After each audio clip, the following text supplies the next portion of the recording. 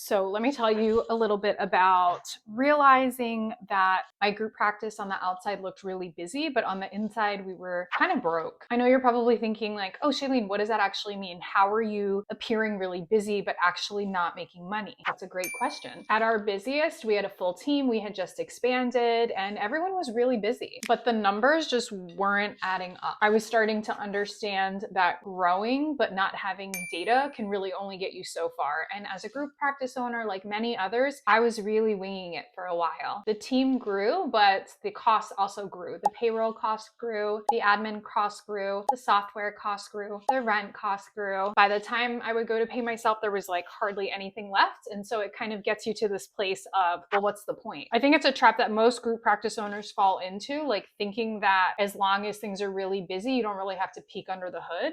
But if you don't actually know your numbers and have data to support every single decision you make, you have no idea if your growth plan is actually working or if you're actually growing. I like to talk about these kinds of things on my page because I literally see it happen to every single therapist in the private practice or group practice owner space, and it doesn't need to happen. It's totally fixable. Once you know what your numbers actually are and what the data that you have in front of you represents, you're able to make intentional decisions about your business and run your therapy practice like one. Being able to run your therapy practice like a business is what helps it to stay alive. It's what helps your community gain access to services. So if you're a therapist and you're thinking, well, I don't want to be too business-like, I don't want to be focused on numbers, know that you and potentially everyone in your practice could potentially suffer from that way of thinking.